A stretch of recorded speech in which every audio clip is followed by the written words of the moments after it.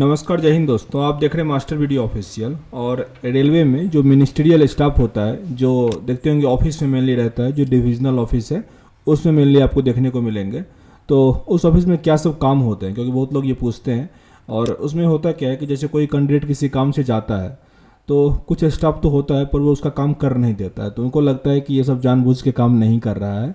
तो वही थोड़ा समझते हैं इसमें।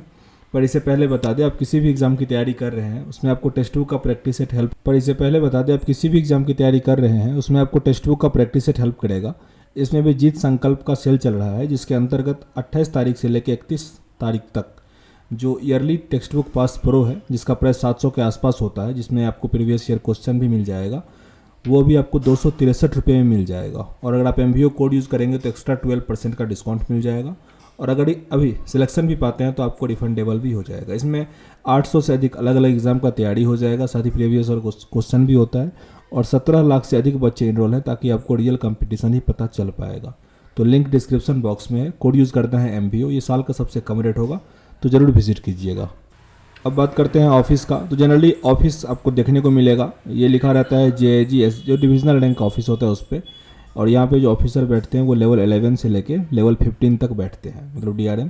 और उससे नीचे डिविजनल रैंक का जो होता है वो अधिकारी इस पर बैठते हैं, मेनली गेजिटेड रैंक के ऑफिसर बैठते हैं। उसके नीचे जो ऑफिस में बैठे रहते हैं उनको कहा जाता है सपोर्टिंग स्टाफ, जिसमें कौन कौन बैठते हैं? Chief OS, senior clerk, junior clerk, office assistant और प्यून बैठते हैं इसमें। तो ये तो ऑफिस स्टाफ हो गया। कोई फ़र्क नहीं पड़ता कौन इसमें क्या काम कर रहा है। हाँ, ये होता है कि ऑफिस का जो हेड होता है वो चीफ OS होता है, और जो प्यून होते हैं उनका काम तो आपको पता ही है, ठीक ना। जैसे कुछ फाइल वेल होगा या फिर पानी चाय, इस सब टाइप का काम इनका होता है। साफ़ सफाई के लिए अलग होता है, तो वो एक पूरे सेट का ही अलग स्टाफ होता है। वर्क का देख लीजिए। वर्क में जैसे कोई कैंडिडेट जाता है बाहर से, चाहे ज्वाइनिंग करने के लिए या उनको पास का प्रॉब्लम है कुछ भी, तो उनके लिए एक ही स्टाफ होता है जिसको जो स्टाफ मैटर को देखता है। चाहे वो DAR सेक्शन यानी पनिशमेंट या कुछ ऐसा हुआ है, क्वार्टर चाहिए या क्वार्टर खाली करना है, किसी का प्रमोशन होना है उसका लिस्ट उनके पास होगा, किसी का नया कैंडिडेट का अगर ज्वाइनिंग होगा तो वो भी इन्हीं के पास जाया जाएगा। अगर अब तो हालांकि ऑनलाइन HRMS ID के थ्रू पास जनरेट हो जाता है, नहीं तो जिनको नहीं आता है उनके लिए मैनुअल पास जनरेट होता है, तो वो भी उन्हीं के पास आएगा। मतलब अगर आप ओवरऑल देखो, जो भी स्टाफ है, बाहर से कोई भी कैंडिडेट आता है तो ये सब इन्हीं के पास जाएगा, जो स्टाफ मैटर देखेंगे।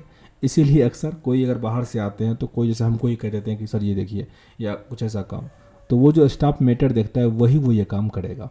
और जो अलग स्टाफ होता है तो उसमें एक टेंडर का होता है, एक ही नहीं 3-4 कैंडिडेट होते हैं जो टेंडर के बारे में देखते हैं, क्योंकि टेंडर मतलब सबसे, हालांकि सारा काम कठिन ही है पर सबसे अधिक पैसा इन्वॉल्व है, तो जाहिर सी बात है अधिक नज़र रहता है इस पर।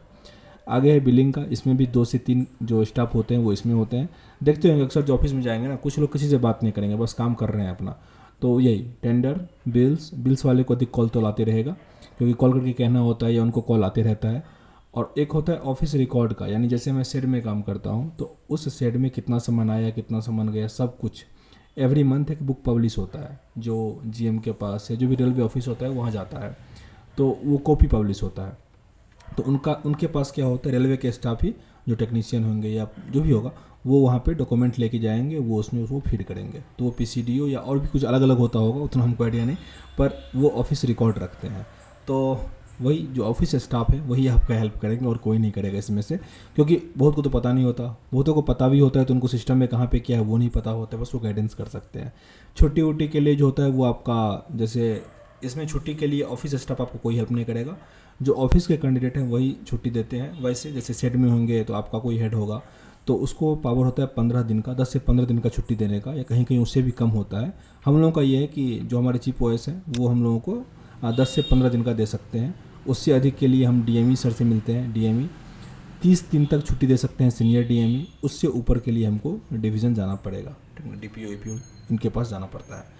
तो आई होप समझ में आया होगा ऑफिस में कैसा काम होता है। बस इतना ही काम हो रहा होता है मेनली, अगर आप देखो यही सब काम हो रहा होता है। हाँ, इसमें पर्सनल डिपार्टमेंट को मैं छोड़ दे रहा हूँ, ठीक ना। पर्सनल डिपार्टमेंट में बहुत अधिक काम होता है, उसमें टेंडर बिल ये सब का बहुत कम है, बस मेनली स्टाफ मैटर ही होता है पर्सनल डिपार्टमेंट में। लेकिन अगर आप और देखो इलेक्ट्रिकल, मैकेनिकल, स्टोर, ये सब जो भी है उसमें बस ये सारा काम जो मैंने बताया वो होता है। तो खैर इस वीडियो में इतना ही। कुछ और अगर जानना हो कमेंट बॉक्स में लिखिएगा। मिलते हैं नेक्स्ट वीडियो में, तब तक के लिए जय हिंद।